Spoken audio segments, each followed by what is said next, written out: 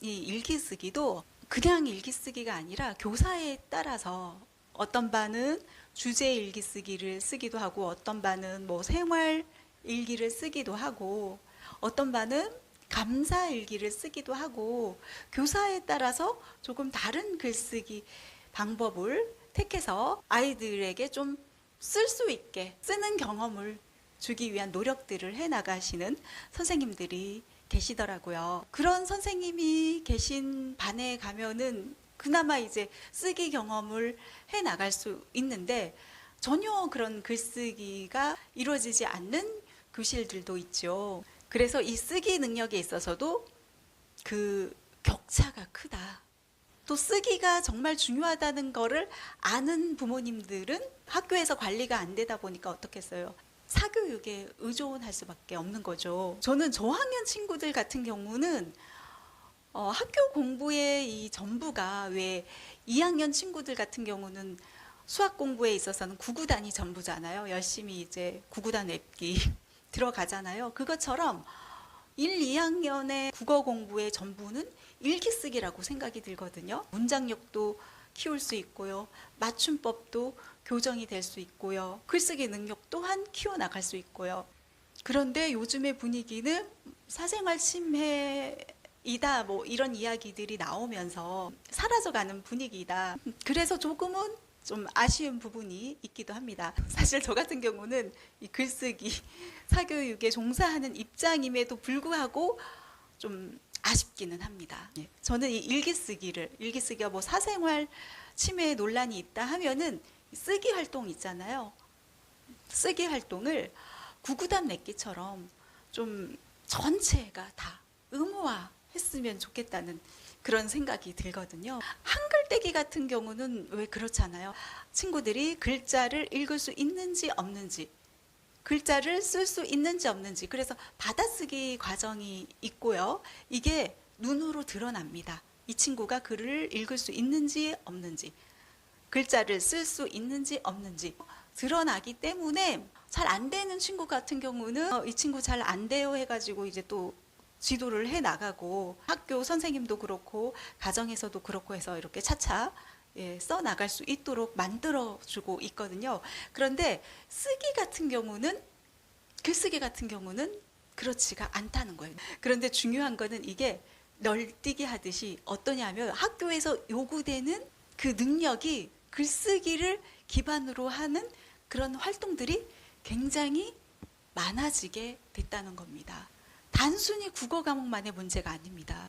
각 과목들 두루두루 이 쓰기 활동이 굉장히 중요해졌다는 거예요. 그래서 뭐 수행평가도 그렇고요. 학교의 이 평가들이 논술형 평가가 굉장히 강화되고 있는 분위기이고요. 그리고 교육부에서도 발표를 했죠. 앞으로의 수업은 프로젝트형 수업을 많이 해나갈 것이다. 글쓰기, 발표하기, 토론하기 이런 과정들이 많아지게 된다는 겁니다. 이게 다 어디에서 출발을 하겠습니까? 글 쓰고 발표하고 이것들이 어렵지 않은 친구들은 어떤 친구겠어요? 평소에 일기 쓰기를 잘 써왔던 그러면서 쓰기의 기초를 잘 닦아왔던 친구들의 경우는 그리 어렵지 않다는 것입니다. 그래서 요즘 학교에서는 이것을 하지 않아요. 그래서 이게 중요하지 않아요가 아니고요. 가정에서라도 반드시 해 주셔야 한다는 겁니다. 가정에서 일기 쓰기가 됐든 아니면은 뭐 생활문 쓰기가 됐든 편지 쓰기가 됐든 그 어떤 글쓰기 과정들을 잘 이어왔던 친구들 있잖아요. 기초 글쓰기가 잘 이루어져 왔던 친구들 같은 경우는 뭐 선논술형 평가 프로젝트형 수업에 있어가지고 쓰고 발표하고 이런 과정들이 그리 힘들지 않단 말이에요. 오히려 즐기면서 해 나갈 수 있다면은 그런 과정들이 없었던 친구, 갑자기 이제 널뛰기로 그거를 맞닥뜨리게 된 친구들 같은 경우는 너무 힘들 수밖에 없다는 것이죠. 그래서 가정에서 절대 놓치지 말아야 할 것, 이 쓰기 활동 정말 중요합니다. 학교에서 관리가 안 되면은 집에서라도 관리를 해야 한다.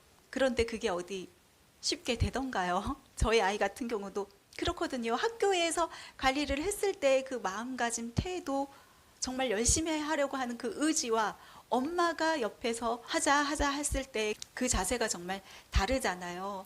우리 아이를 좀 쓰는 아이로, 쓰는 게 힘들지 않은 아이로, 쓰는 걸 즐기는 아이로 만들어 나가기 위한 우리 부모님들의 노력이 정말 중요해졌다는 얘기입니다. 보통 우리 친구들이 일기 쓰기를 힘들어 합니다. 구독자님께서도 댓글로 달아주셨던데, 일기 쓰기를 굉장히 싫어하는 아이 어떻게 해야 할까요? 하는데요.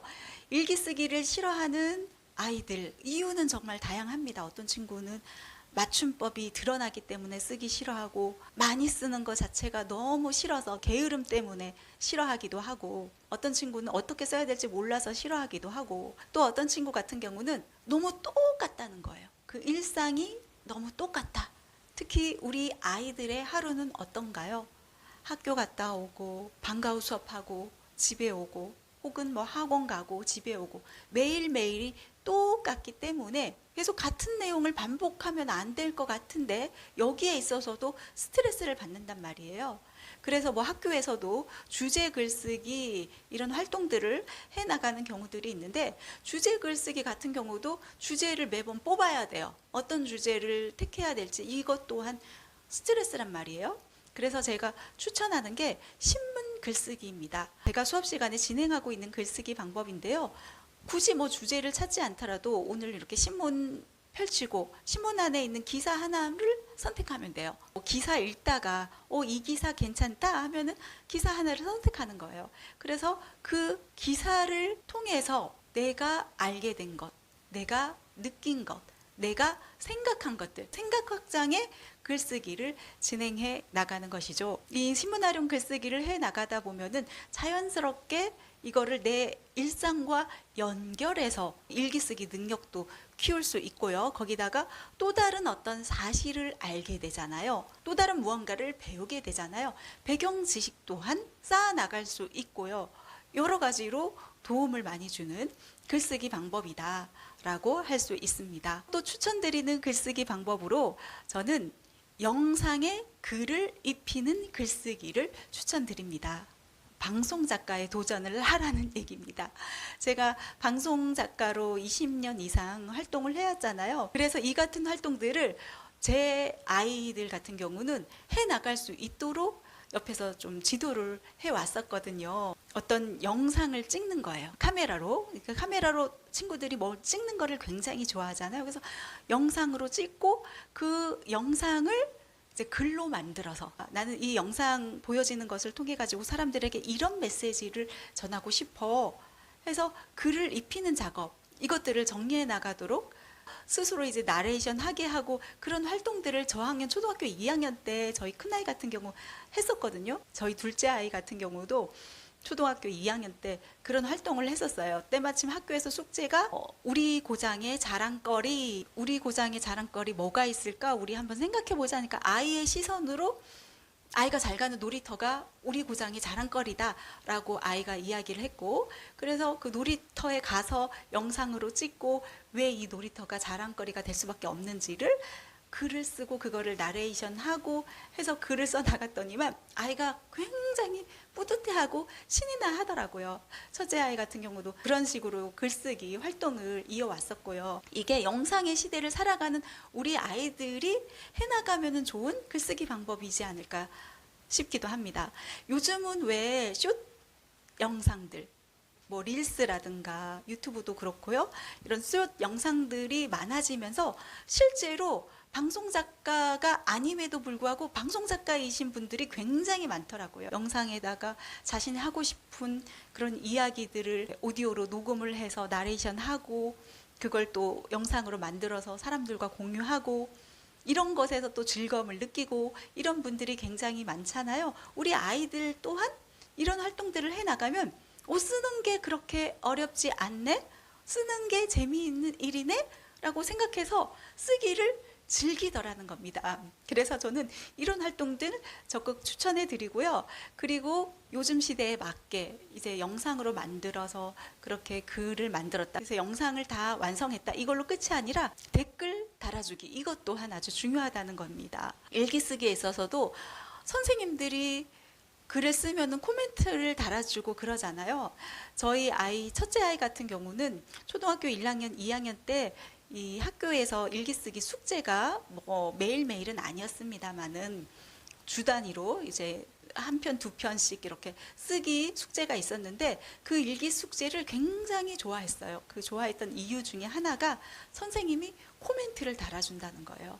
내가 쓴 글에 이런 코멘트를 달아줬네? 너무 신이 나고 그래서 엄마, 나 오늘 일기를 썼는데 내일은 또 어떤 코멘트를 달아주실까 하면서 두근두근 설레하는 그런 경우들을 봐왔거든요. 그러다가 3학년 올라오면서 이제 전혀 코멘트가 없는 선생님을 만나면서 실망하기도 하고 나름 노력했던 그런 경우가 있었는데 꼭 선생님의 일로만 우리가 여길 게 아니라 부모님이 이렇게 댓글을 달아주는 것도 좋은 방법일 수 있지 않나 하는 그런 생각이 듭니다. 엄마 아빠랑 교류하는 카톡에다가 영상 올리고 글을 써주는 그런 방법도 있고 아니면 가족 밴드를 만들어서 거기 안에서 뭐 부모님이 댓글을 달아주시기도 하고 뭐 할머니가 댓글을 달아주시기도 하고 이런 식으로 해서 우리 아이들의 길을 살려주는 글 쓰는 데 있어서 힘을 얻을 수 있는 그런 댓글 운동을 가족들이 펼쳐나가는 것도 좋은 방법이지 않을까 하는 그런 생각이 듭니다.